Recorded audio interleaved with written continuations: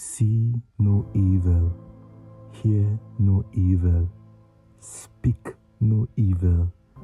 It sounds like wisdom until you realize this. Some of the worst things in history didn't happen because people were driven by hatred.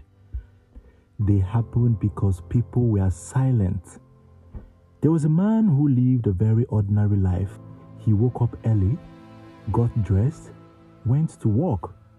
He wasn't violent, he wasn't loud, he didn't look dangerous, just normal. At work, he handled schedules, paperwork, logistics, timetables.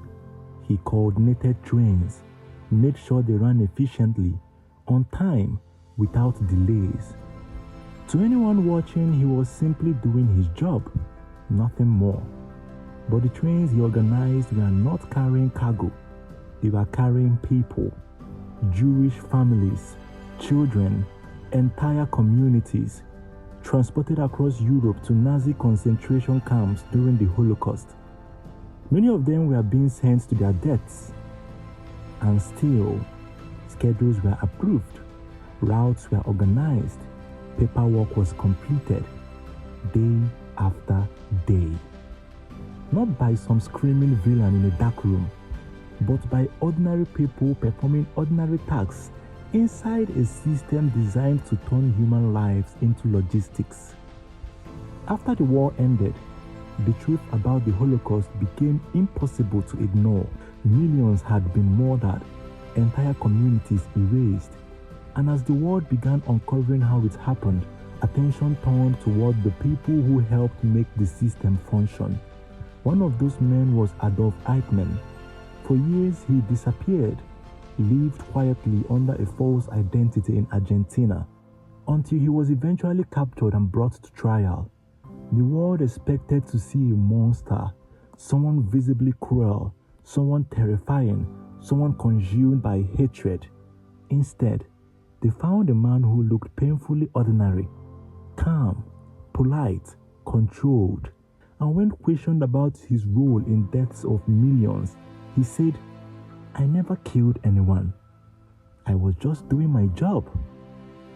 That was the unsettling part. Not that evil existed, but that it could speak in the language of paperwork, responsibility, and procedure.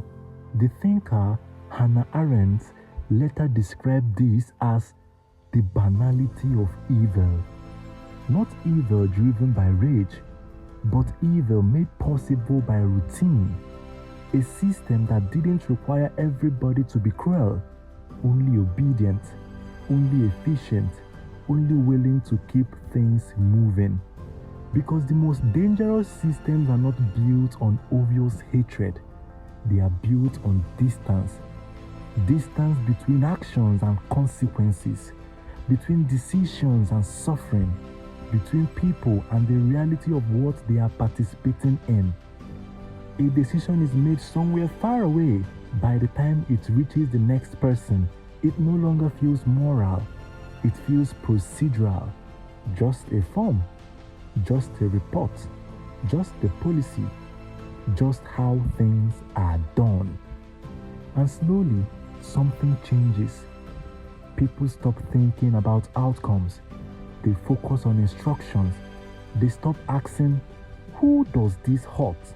and start asking, "What am I supposed to do?" That is how responsibility becomes diluted, not removed, just divided into small enough pieces that nobody feels accountable for the whole. And when people no longer feel responsible, they stop looking too closely. They stop questioning what they hear. They stop speaking when something feels wrong. Not always because they are evil, but because silence feels safer than resistance, more comfortable than conflict. And over time, that silence becomes culture, which is why we were taught a symbol that sounds like wisdom. The three wise monkeys. See no evil, hear no evil, speak no evil. But maybe we misunderstood what they represent, because in practice, See no evil becomes choosing not to look too closely. Hear no evil becomes deciding not to question what we hear. Speak no evil becomes staying quiet when speaking feels inconvenient or dangerous. Individually, these choices seem small, reasonable even, but together they create systems where harmful things continue uninterrupted. Not because nobody noticed, but because everybody assumed responsibility belonged to someone else. And maybe that is the most uncomfortable truth of all. Systems do not survive because of a few villains.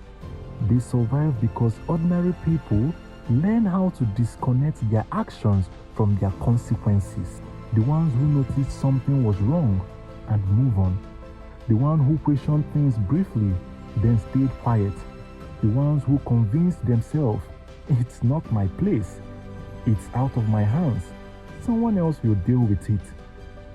But history shows something again and again. When responsibility belongs to everyone, it often ends up belonging to no one.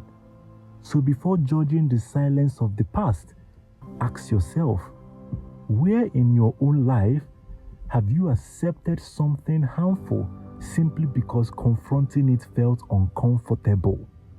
Because the real question was never, why didn't they speak? It is, at what point does responsibility become yours?